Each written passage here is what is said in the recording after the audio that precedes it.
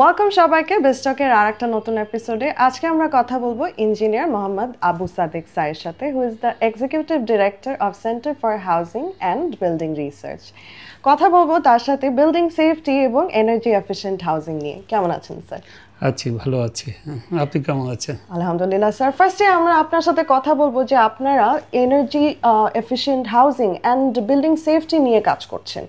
ঢাকা শহরে অনেক এরকম পুরনো বিল্ডিং আছে যেগুলো এখন অনেক ধরনের ঝুঁকির সম্মুখীন হতে পারে। তো এই ধরনের যদি লার্জ স্কেল আমাদের কোনো একটা ক্যালামিটি হয় লাইক আর্থকুইক, সেক্ষেত্রে আমাদের কি ধরনের আসলে পরিস্থিতি হতে পারে বা আমরা এটার জন্য রেডি কিনা? ধন্যবাদ। আমি প্রথমে একটু বলে নেই যে আমাদের যে housing centre for housing and building research, আমরা শুধু সিটি নিয়ে কাজ করি না, বরং আমরা মেইনলি কাজ করি রুরাল হাউজিং নিয়ে। সিটিটার উপরে আমরা অত মানে এমফেসিস দেই একটু তুলনামূলকভাবে কম। তাও আপনার যে প্রশ্ন যে সিটির যে সেফ হাউজিং, এই সেফ হাউজিংয়ের সাথে আসলে অনেকগুলো ফ্যাক্টর কাজ করে। সবচেয়ে বেশি ইম্পর্ট্যান্ট হলো যে আপনার যে একটা ভবন আমরা তৈরি করছি, সেই ভবন তৈরি করতে আমাদের যে বাংলাদেশ ন্যাশনাল বিল্ডিং কোডটা আছে, আমরা সেই কোডটা ফলো করে আমরা বিল্ডিংটা কনস্ট্রাকশন করতে পারছি কিনা, এবং সেই বিল্ডিং কোডটা ফলো করার সবচেয়ে বড় একটা টুলস হলো যে আমি যে বিল্ডিংটা যে রাজুক থেকে অনুমোদন করছি, আমি ঢাকার কথা বলছি, এরকম প্রত্যেকটা শহরে তার রেগুলেটরি বডি আছে। এই যে বিল্ডিং প্ল্যানটা পাস করছি, সেই প্ল্যানটা পাস করার যে প্রসেস, সেই প্রসেসটা ঠিক আছে কিনা। তো যদি আমি এই পয়েন্টে যাই আর ওই প্রসেসটা যদি ঠিক না থাকে, তাহলে আমি যেটা বলি যে গোড়ায় একটু গলদ থাকে, আমরা পরে একটা সেফ বিল্ডিং এনশিওর করা ইজ অলমোস্ট ইম্পসিবল। আর সেফ বিল্ডিং যদি এনশিওর করতে না পারি, আমি সেফ সিটিও বলতে পারবো না। তো সারা বাংলাদেশেই এই যে বিল্ডিং, আমরা ওটাকে বলি building permit system, building permit সিস্টেমটা কিন্তু খুবই ফল্টি। আমরা যদি কম্পেয়ার করি আদার কান্ট্রিজ, ইভেন আমি যদি সাউথ এশিয়ান কান্ট্রিগুলোর সাথেও তুলনা করি, সেই তুলনায়ও বাংলাদেশ কিন্তু অনেক সাবস্ট্যান্ডার্ড যে বিল্ডিং পারমিট সিস্টেমটা ফলো করছে। যে কারণে এক কথায় আমি বলবো যে আসলে আমরা সেফ বিল্ডিং করছি না, সেফ সিটির জন্য আমরা কেউ প্রফেশনালরা কাজ করছি না। সো আপনাদের একটা ভিশন আছে যেটা নিয়ে আপনারা কাজ করছেন, সেটা হচ্ছে হাউজিং ফর অল। তো এটা কি আসলে স্বপ্নই নাকি এটা অ্যাফোর্ডেবল একটা ইমপ্লিমেন্টেশন আমরা দেখতে পারি? আমি একটু কারেকশন করে দিই। আমি HBRC it's housing for all, it's a government slogan from the very beginning of our independence. কিন্তু আমার HBRC আমি ওই পুরাপুরি একমত না এই স্লোগানের সাথে। আমার HBRC স্লোগান হচ্ছে সাস্টেনেবল হাউজিং ফর অল। এই যে সাস্টেনেবল কথা, এটা কিন্তু বিরাট হিউজ ইম্প্যাক্ট আছে এটার মিনিংয়ের উপরে।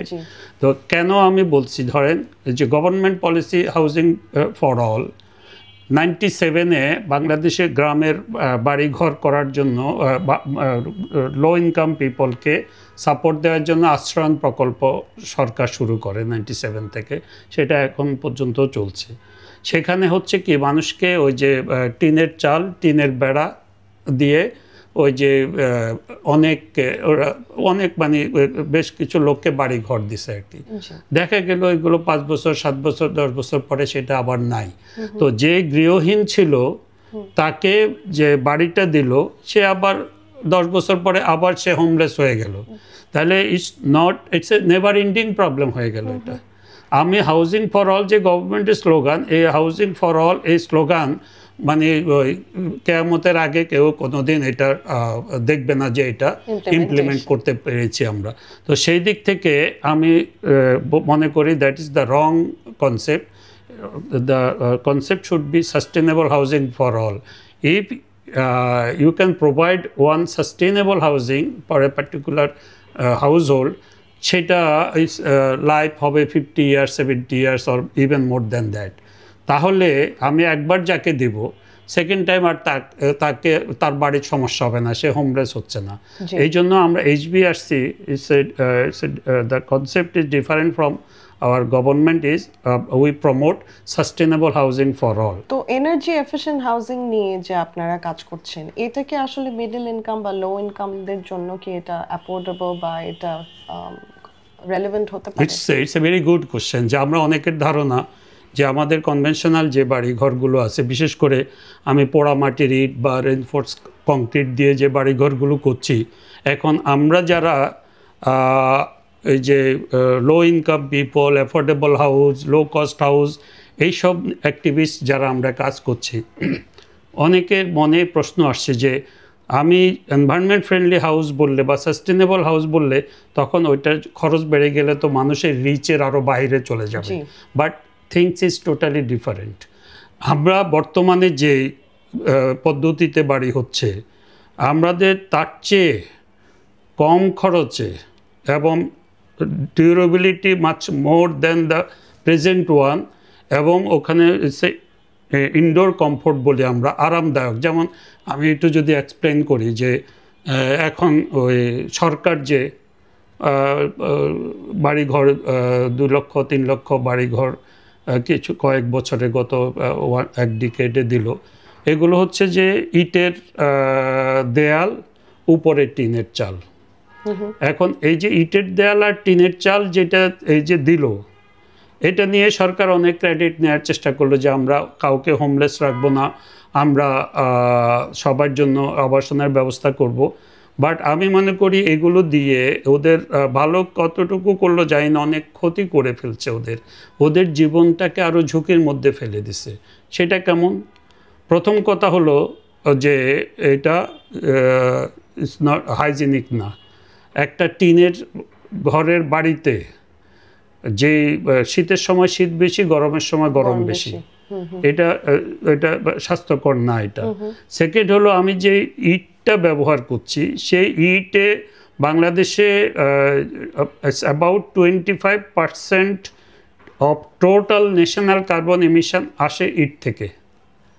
তাহলে আমি হোল নেশনকে আবার এই যে এই ইটের কারণ, ইট হলো একটা প্রধান কারণ হচ্ছে এয়ার পলিউশনের। আবার এয়ার পলিউশনে সে অ্যাবাউট 2.5 লক্ষ লোক প্রতি বছর শুধু মারা যায় বাংলাদেশে এই এয়ার পলিউশনের কারণে। তাহলে আমি ওই যে এই ইটটাকে প্রমোট করছি। তারপরে আরও একটা খুবই মানে আমি বলবো যে মানে এটাকে কিভাবে আমরা নিব, আমাদের প্রতিবেশী রাষ্ট্র যে ভারতে পার ক্যাপিটা যে এগ্রিকালচারাল ল্যান্ড, সেই এগ্রিকালচারাল ল্যান্ড হলো অ্যাবাউট 44 ডিসিমেল, হোয়ারাজ বাংলাদেশে হচ্ছে 10 থেকে 12 ডিসিমেল পার ক্যাপিটা। মানে ওরা আমাদের চেয়ে 4 গুণ বেশি কৃষি জমির মালিক প্রতি ব্যক্তি, ওদের এত পপুলেশনের পরেও। তারপর না, দেশটা বড় যে টোটাল বড়, এটাকে পপুলেশনও তো আরও অনেক বড়। এখন তো চায়নার চেয়েও ইন্ডিয়ার পপুলেশন বেশি। তো আমি পার ক্যাপিটা বলছি কেন, যে আমার টোটাল যে এগ্রিকালচারাল ল্যান্ড তাকে আমি পপুলেশন দিয়ে ভাগ করে আমি পার ক্যাপিটা ল্যান্ড পাচ্ছি। তো আমাদের দেশটা ছোট, মানুষও ছোট ওদের তুলনায়, আমরা ভাগ করে পাচ্ছি 10 থেকে 12 ডিসিমেল, ওরা পাচ্ছে 44 ডিসিমেল। যেখানে চায়না ওদের মাত্র 22 ডিসিমেল, মানে ইন্ডিয়ার অর্ধেক, বাট আমাদের চেয়ে ডাবল।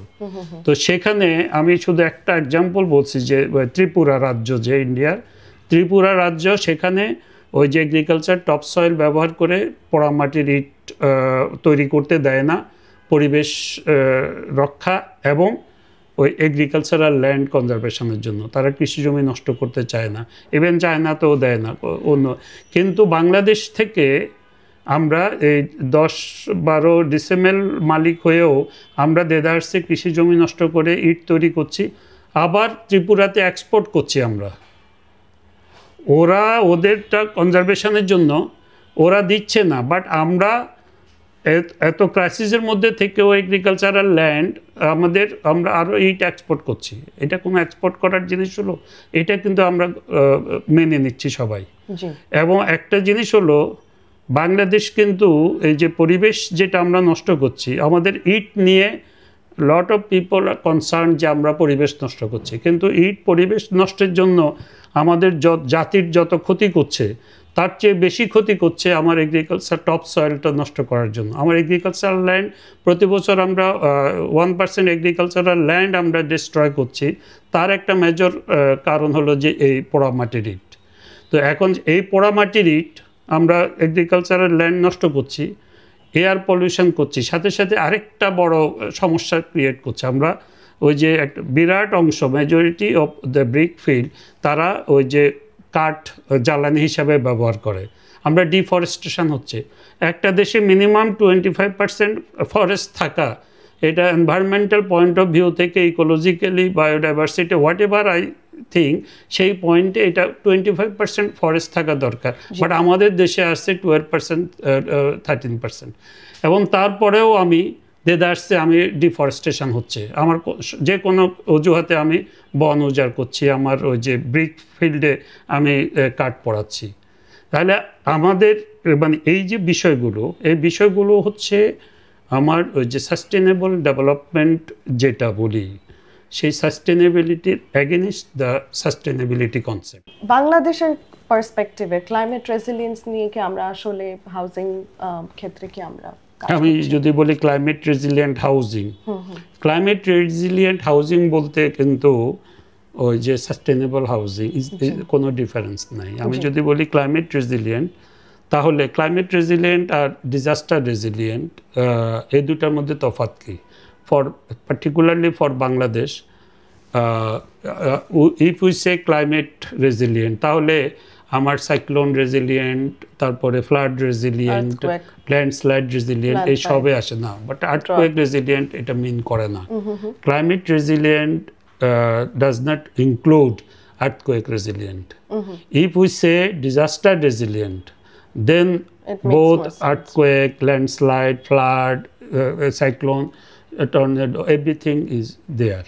So এখন আমরা ওয়ার্ল্ড ওয়াইড ক্লাইমেট রেজিলিয়েন্ট এই টার্মটা খুব পপুলার, কারণ হচ্ছে পৃথিবীর একটা দেশও নাই, একটা জনগোষ্ঠীও নাই যে ক্লাইমেট রেজিলিয়েন্ট মানে নিয়ে ভাবতে হবে না বা কাজ চিন্তা করতে হবে না। ক্লাইমেট চেঞ্জ যেটা, ক্লাইমেট চেঞ্জ এফেক্ট যেটা, গ্লোবাল ওয়ার্মিংয়ের যে ইফেক্ট, এটার বাইরে পৃথিবীর একটা প্রাণীও নাই। কিন্তু আমি যদি বলি আর্থকোয়েক রেজিলিয়েন্ট, এর বাইরে অনেক প্রাণী আছে, কারণ পৃথিবীর বেশিরভাগ জায়গায় আর্থকোয়েক রিস্কটা নাই, কিন্তু বাংলাদেশে আর্থকোয়েক রিস্কটা আছে। আপনারা কি দুইটা জিনিস নিয়ে কাজ করছেন? অফকোর্স, আমি তো দুইটা, আমি ক্লাইমেট রেজিলিয়েন্টের চেয়ে আমি বলি যে আমি ওই যে ডিজাস্টার রেজিলিয়েন্ট অ্যান্ড অ্যাফোর্ডেবল ইয়ার কাছে। তার মানে আমি যদি বলি সাস্টেনেবল, এই পাইছে সাস্টেনেবল বলার সাথে সাথে এটা আর্থকোয়েক রেজিলিয়েন্ট, এটা ক্লাইমেট রেজিলিয়েন্ট, এটা ইট কাভার্স এভরিথিং, এটা environment friendly, it covers everything. That is why আমি সাস্টেনেবল এই ওয়ার্ড টার্মটার উপরে অনেক বেশি গুরুত্ব দিচ্ছি। আমি এটাকে ন্যারো ডাউন করতে চাচ্ছি না এটাকে টেকসই বলে। সো আমরা সাস্টেনেবল সলিউশন নিয়ে কাজ করছি, এবং we have lots of solution যেগুলো really sustainable at the same time. যদিও সাস্টেনেবলের ভিতরে এটা এসে যায়, আমি আবারও জোর দিচ্ছি ইটস অ্যাফোর্ডেবল। অ্যাফোর্ডেবল মানে হচ্ছে কনভেনশনাল যেই খরচ হয় তার চেয়ে কম খরচ। সো আমি জানতে চাচ্ছিলাম, আপনি যে HBRC একটা ওয়ান্ডারফুল ইনিশিয়েটিভ নিয়েছে, যেটা আগামী দিনের ইঞ্জিনিয়ার বা আর্কিটেক্টদের জন্য অনেক বেনিফিশিয়াল হতে পারে তারা, সো আপনি তাদের ক্ষেত্রে চিন্তা করে বা তাদেরকে উদ্দেশ্য করে কি কি ধরনের উদ্যোগ নিচ্ছেন যেটা নেক্সট জেনারেশন বা নেক্সট জেনারেশনের বিল্ডিং বা ইঞ্জিনিয়ারদেরকে সহায়তা করতে পারে? ওকে, আমি এটা করছি। আমি এখানে একটু বলে রাখি, প্রাইভেট ইনিশিয়েটিভ আমার, তো আমার নিজস্ব ফান্ডে আমি করছি। তো আমার এটারও একটা সীমাবদ্ধতা আছে। আমার যে ভালো কাজগুলো আমি করছি, এই কাজ করতে আমার তেমন অসুবিধা হয়নি, কিন্তু এটা ডিসিমিনেশনে অসুবিধা হচ্ছে, কারণ আমি তো ওই কাজটা অনেক একটু গভর্নমেন্টের সাপোর্ট বা ডেভেলপমেন্ট পার্টনার এনজিও সবাই মিলে যদি আমরা চেষ্টা করি, তাহলে ওটা খুব সহজে কিন্তু করতে পারবো। এবং আমার এই কাজটা আমাকে কেন করতে হচ্ছে, টু বি ভেরি ফ্র্যাঙ্ক, এই কাজটা আমাকে করতে হচ্ছে এই জন্য, যেহেতু সরকারি যে প্রতিষ্ঠানগুলো এই গবেষণা করার দায়িত্বে, তারা তাদের দায়িত্ব যদি ঠিকভাবে পালন করতে পারত, যারা ওই লেভেলে ক্যাপেবল হতো, তাহলে কিন্তু এই কাজটা আমাকে করতে হয় না।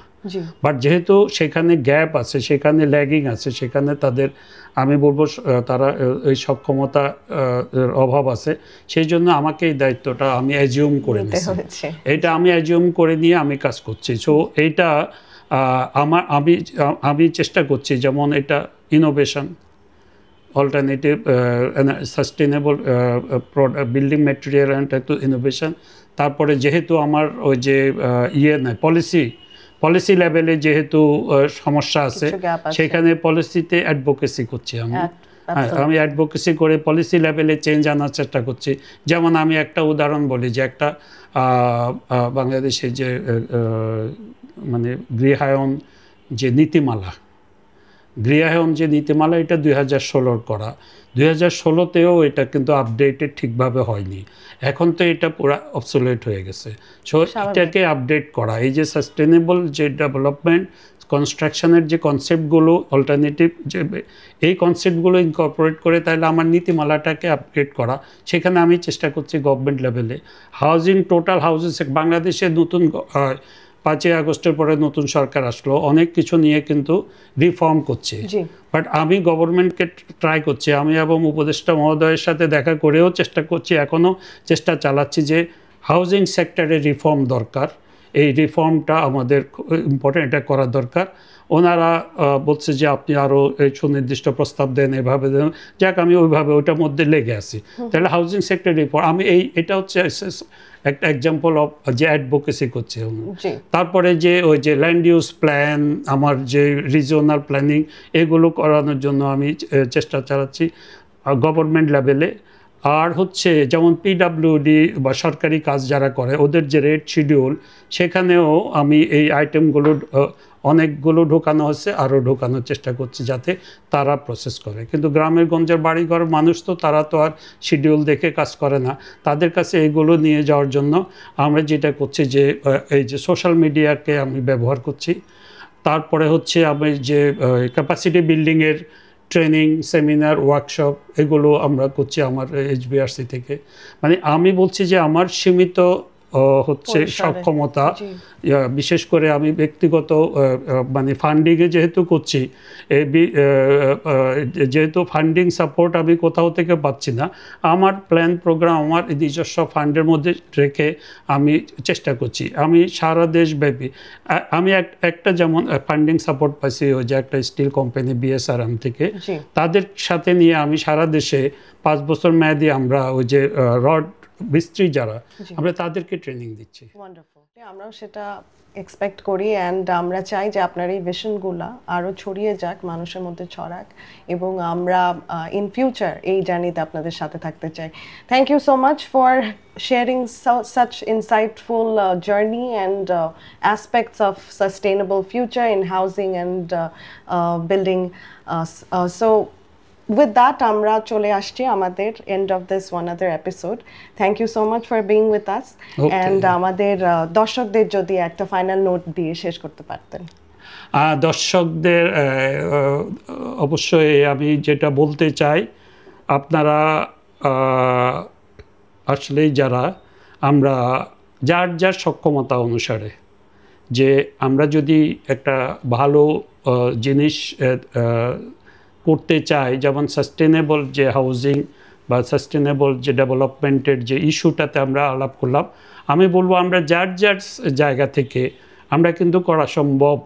এখানে আমরা যদি অংশগ্রহণ করি তাহলে কিন্তু আমাদের যেটা আমরা স্বপ্ন মনে করছি সেটা স্বপ্ন না, সেটাকে আমরা বাস্তবে রূপায়িত করতে পারবো।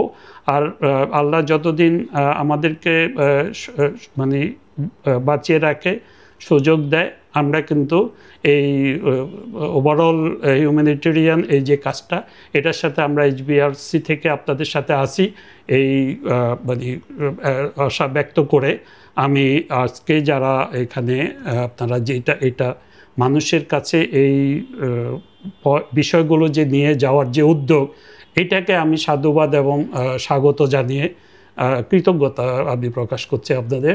এই কৃতজ্ঞতা জানিয়ে আমি মনে করছি যে আমি এটা আজকে শেষ করতে পারি আমরা এখানে।